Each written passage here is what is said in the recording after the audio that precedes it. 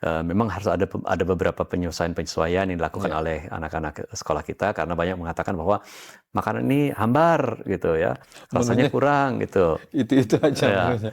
kalau itu yang Ya. mungkin menjadi keluhan, tetapi saya kira ya itu masalah rasa saja yang Ya, berbeda oke. karena masyarakat juga bisa berpartisipasi di sini. Ya. Misalkan saja berpartisipasi dalam bentuk misalkan ikut berkontribusi untuk membangun dapur umum dan memberikan misalkan saja tambahan Lauk, dari ya. tambahan lauk gitu. Karena banyak juga sekarang kantin sekolah mengeluh bahwa omset jajannya menurun gitu ya. Iya, Ya, benar. itu juga mungkin perlu kita perhatikan bagaimana jangan sampai nanti kantin sekolah justru kehilangan mata pencaharian. Ya, itu saya kira juga alternatif yang perlu kita perhatikan ke depannya.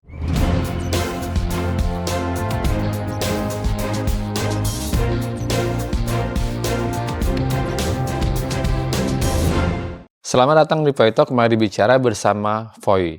Kami hari ini berada di ruangan Bapak Edi Suparno, Wakil Ketua MPR RI. Kami akan bicara tentang program makan bergizi gratis yang baru berjalan pekan pertama. Seperti apa perbincangannya? Ikuti perbincangan kami dengan Pak Edi Suparno. Pak Edi, terima kasih kami dari Voice of Indonesia kembali diperkenankan wawancara. Kali ini kita akan mengangkat tema soal makan bergizi gratis program pemerintah. Nah, ini sudah berjalan beberapa hari. Bagaimana Pak Edi mengamati, melihat pelaksanaan program ini? Ya. Saya kira dari hasil pengamatan yang langsung saya lakukan di lapangan, Ya. saya lihat pertama dari aspek anak-anak sekolahnya. Oke. Anak sekolah itu terlihat antusias dengan program makan bergizi gratis ini. Mereka bahkan menunggu kapan makanannya datang. Ya. Dan saya lihat anak-anak ini semangat, mereka makannya juga relatif lahap, ya. Dan ini menurut saya juga baik karena di satu pihak artinya memang pada jam-jam di mana makanan itu dikirim, ya dimanfaatkan betul untuk mengisi perut, itu pertama. Kedua, saya juga melihat bahwa ini juga akan mengurangi kesenjangan di antara anak-anak didik yang sekarang ada di sekolah. Karena sebelum ada program ini, ada yang bawa makanan atau tidak, ada yang makan atau tidak, ini semuanya makan. Jadi saya kira ini juga sangat penting. Memang harus ada beberapa penyesuaian yang dilakukan oleh anak-anak sekolah kita karena banyak mengatakan bahwa makanan ini hambar gitu ya, rasanya Menunya kurang gitu. itu aja Ya, menunya. kalau itu yang mungkin menjadi keluhan, tetapi saya kira ya itu masalah rasa saja yang berbeda karena yang dimakan sehari-hari mungkin apalagi namanya jajanan itu kan bumbunya banyak, penyedapnya banyak, pengawetnya banyak gitu. Betul, ya. Sementara ini kan dirancang oleh ahli gizi ya, yang memang segala sesuatu itu memang diutamakan adalah aspek kesehatannya. Jadi saya kira untuk yang awal ini saya lihat relatif cukup bagus, ya, tetapi tentu ini sebuah pekerjaan besar yang membutuhkan keahlian khususnya di bidang pengelolaan logistik operasional karena tidak gampang mengelola dapur, tidak gampang untuk kemudian secara operasional mengirimkan makanan itu secara tepat waktu, apalagi dengan jumlah siswa yang setiap hari ditangani itu cukup besar, 3.000 siswa. Tuh. Nah, soal keluhan anak-anak atau orang tua mensiasatinya bagaimana kalau menurut Pak Edi?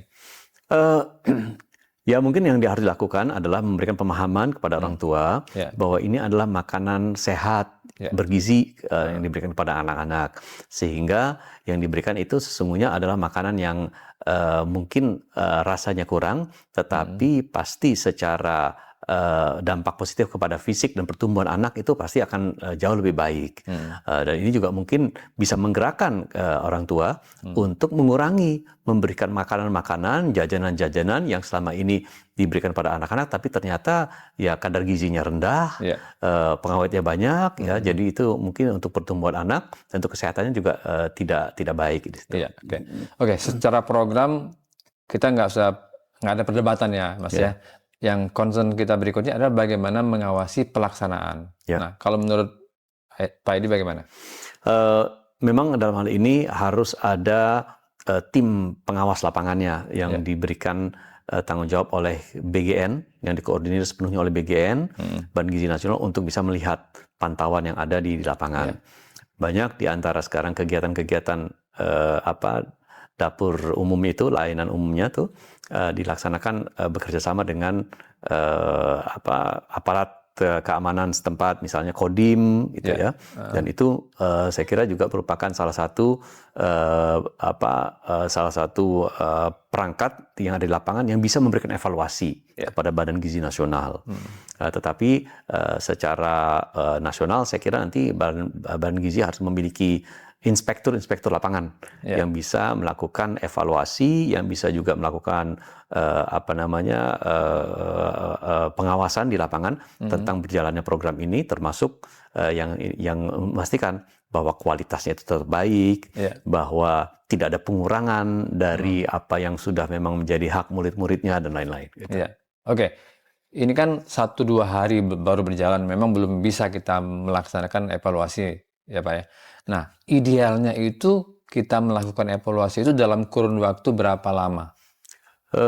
Saya kira saat ini ya, karena ini masih di awal, evaluasi mingguan perlu, nanti evaluasi bulanan, nanti evaluasi 3 bulan sekali sampai 6 bulan sekali, untuk melihat sejauh mana progres yang sudah tercapai, sejauh mana kendala-kendala di lapangan itu bisa kemudian ditertangani satu persatu, supaya penyempurnaan itu bisa dilaksanakan dengan cepat. Sehingga nanti mudah-mudahan setelah 6 bulan program ini berjalan, apalagi semakin lama program ini berjalan kan semakin banyak dapur umum dan semakin banyak anak-anak yang akan mendapatkan hak makan bergizi gratisnya itu sudah bisa dilaksanakan dengan kondisi yang jauh lebih sempurna dibandingkan pada saat launching sebelumnya. Nah, bagaimana dengan pelibatan UMKM, petani, ataupun apapun namanya yang memang ada di sekitar dapur, di sekitar sekolah? Ya, UMKM dan terutama bahan baku yang diperlukan untuk pembelian kebutuhan-kebutuhan dapur itu ya memang kalau memang bisa dibeli dari petani setempat, dari pengusaha UMKM setempat, itu justru paling bagus karena ekonominya otomatis akan hidup. Dan itu salah satu tujuan daripada makan bergizi gratis ini adalah agar ada pertumbuhan ekonomi di sektor daerah, terutama di pedesaan.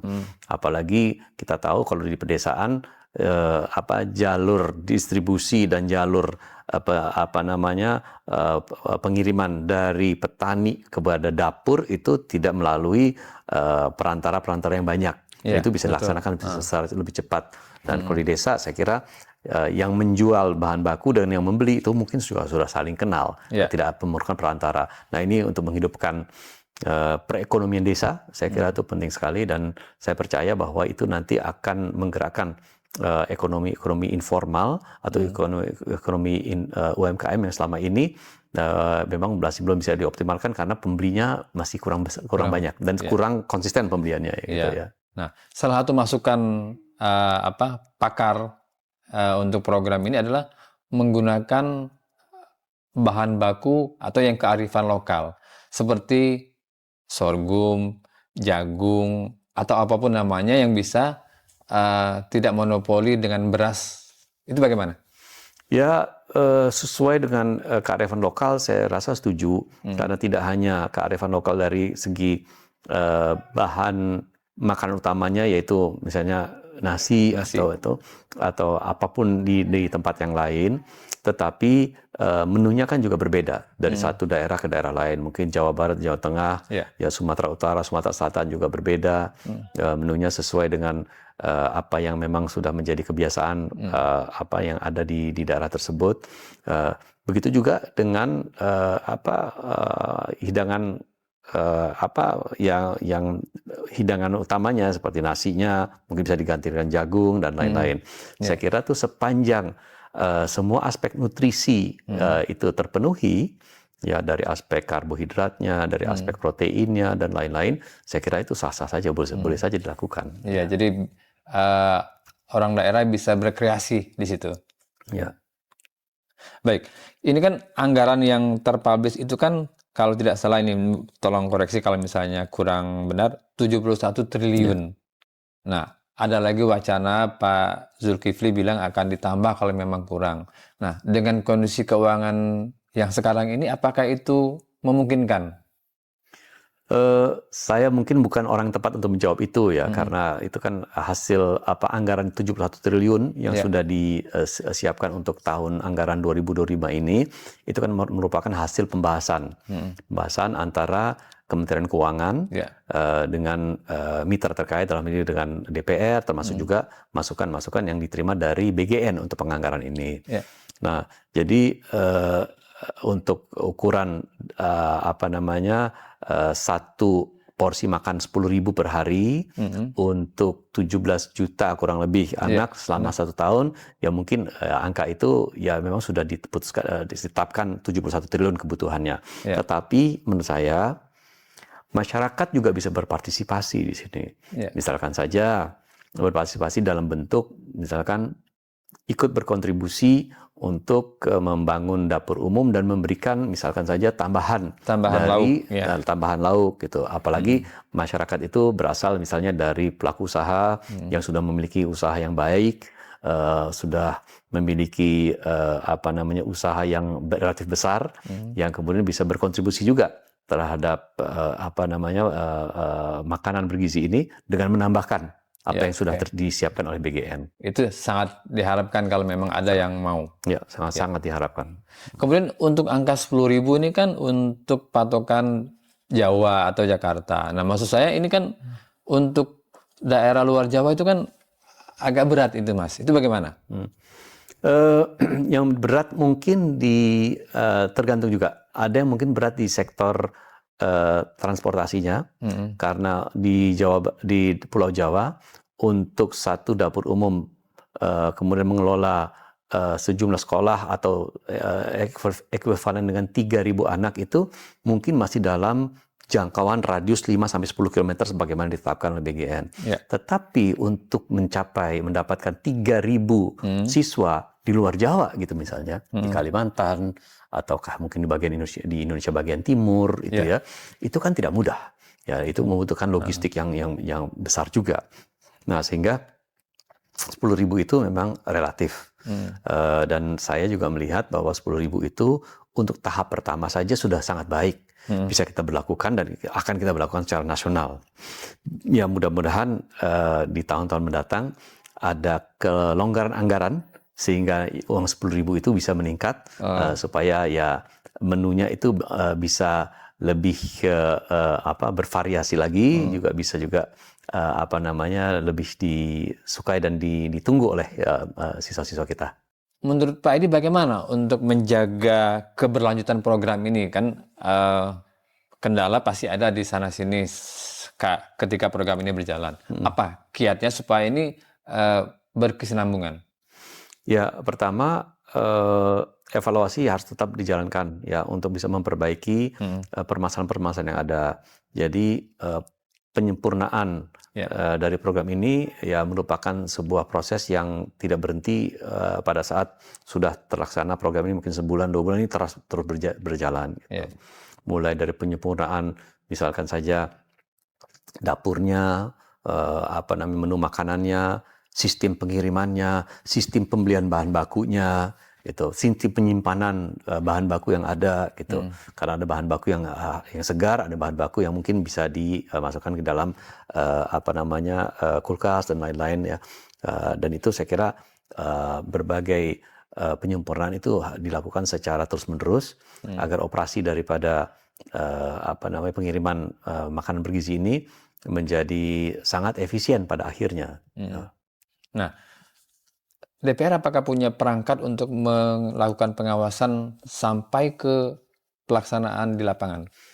Ya, salah satu fungsi dari DPR adalah pengawasan.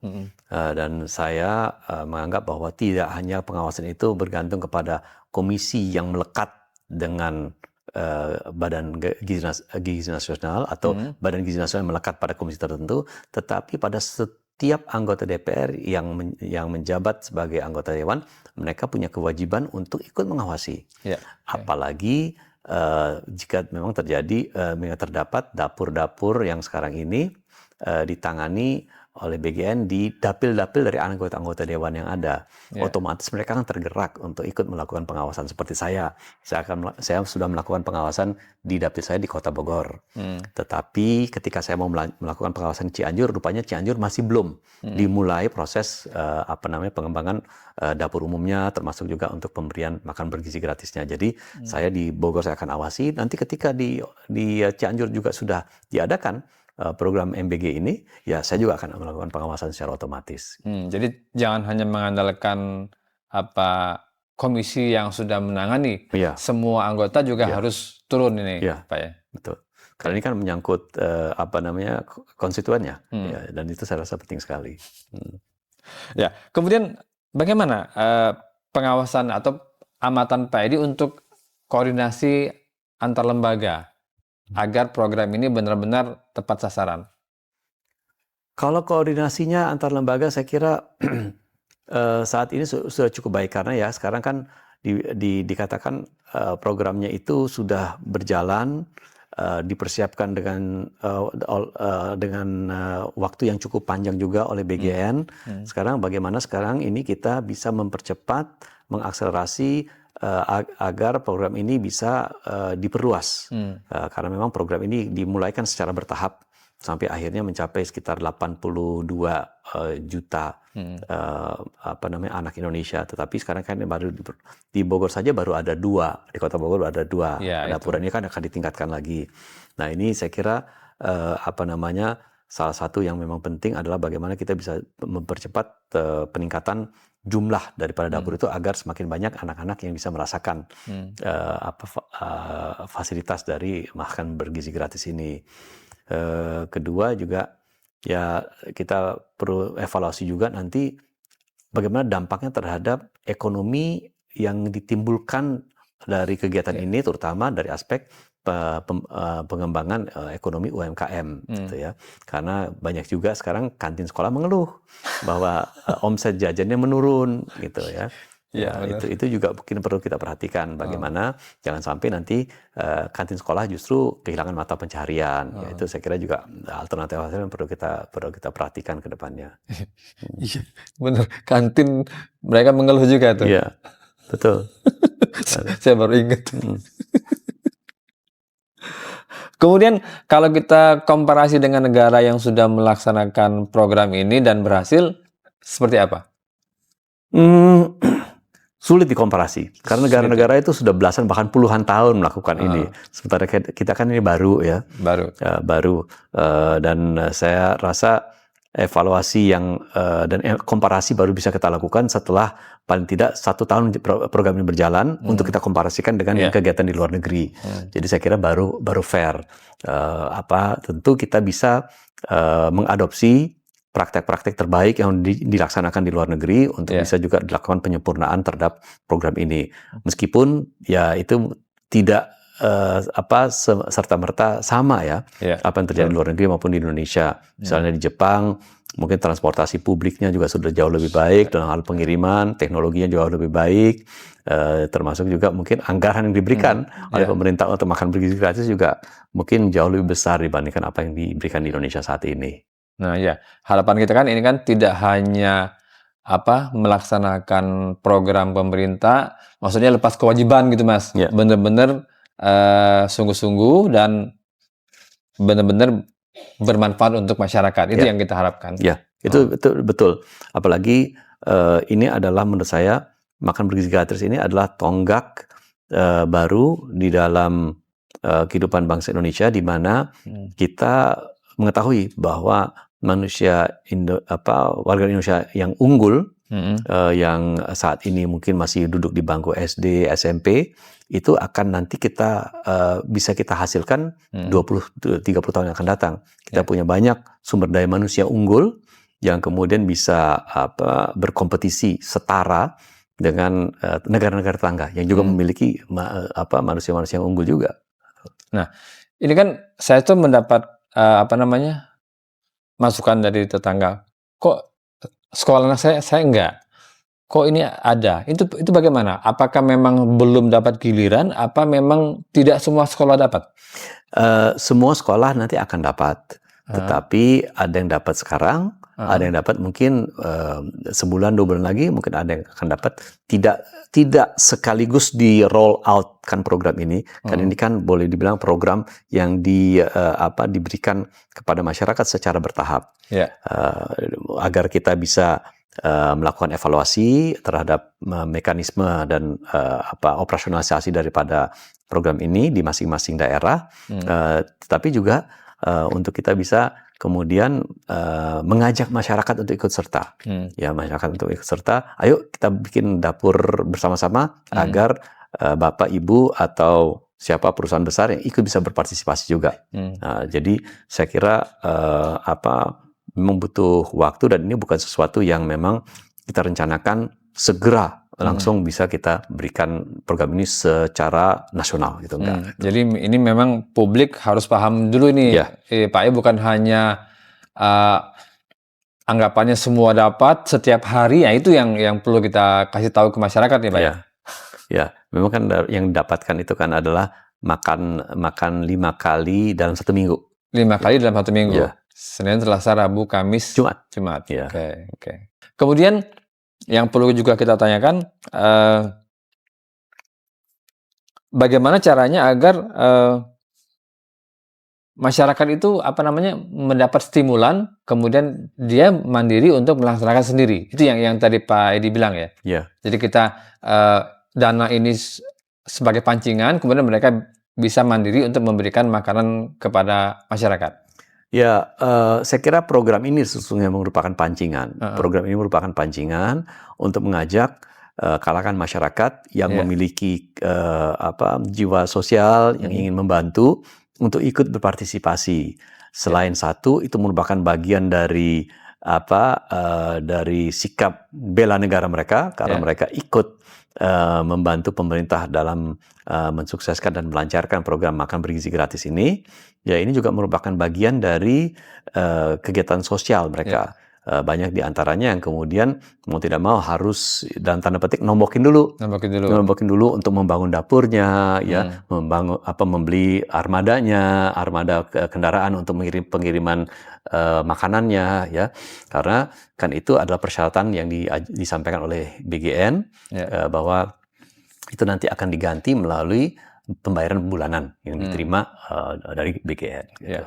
Satu hal, Pak Edi, yang perlu kita awasin juga adalah agar tidak terjadi kebocoran. Soalnya di negara kita kan hal-hal seperti itu kan masih lumrah terjadi. Masih banyak orang-orang yang mengenakan jaket orange. Itu bagaimana mensiasati agar tidak dikorupsi, tidak dipotong dananya, dan benar-benar sampai kepada anak-anak? Yang pertama saya kira harus dilakukan sosialisasi yang masif ya. Sosialisasi masif bahwa pertama ini adalah haknya anak-anak dan hak itu harus diberikan. Dan sosialisasi yang juga perlu diberikan adalah sosialisasi terkait sanksi. Sanksi kepada mereka-mereka yang kemudian mengurangi kuantitas misalnya, mengurangi hak dari anak-anak, yang saya kira itu tidak boleh sampai diberlakukan. Apalagi kalau memang kita melihat ada yang memang tidak kerja serius untuk itu. Saya kira itu juga perlu diperhatikan. Ya, jangan sampai nanti ada penyelewengan yang dilakukan, terutama penyelewengan dana, misalkan kualitas diturunkan supaya margin lebih besar, ya, porsinya dikurangi supaya keuntungan juga lebih besar. Saya kira itu harus segera ditangani, harus segera diberikan ganjaran berupa hukuman yang setimpal atas perbuatannya. Jangan sampai nanti ada satu pihak misalkan saja nakal melakukan itu, yang kemudian memberikan ide kepada pihak-pihak lain untuk melakukan hal yang sama. Gitu. Jadi itu saya kira perlu diberikan hukuman yang seadil-adilnya, ya, supaya kapok melakukan itu lagi. Gitu. Jadi ini bukan lahan untuk berbisnis, tapi untuk beramal. Ya, kurang lebih seperti itu. Dan ini amalannya, ya menurut saya besar sekali pahalanya, karena Bahkan mungkin ada yang mengatakan pada saya, ini pahalanya lebih besar memberikan makan pada orang, pahalanya lebih besar daripada membangun masjid. Gitu. Ini harus kita awasi bersama, Iya. Pak Edi ya. Iya. Soalnya di mana-mana itu bocor dan bocor, Pak Edi. Itu yang menjadi concern kita. Iya. Ya, mestinya malu kalau ada yang mau menarik keuntungan dari hak anak-anak gitu ya. Saya kira mestinya malu lah kalau memang ada yang mau melakukan hal kecurangan seperti itu. Siap, kita awasi bersama, Pak ya. Ya, baik. Oke. Demikian tadi bincang-bincang kita dengan Bapak Edi Suparno tentang program makan bergizi gratis. Semoga menginspirasi pembaca dan penonton Voice of Indonesia. Sampai ketemu di Poi Talk berikutnya dengan narasumber yang berbeda. Salam.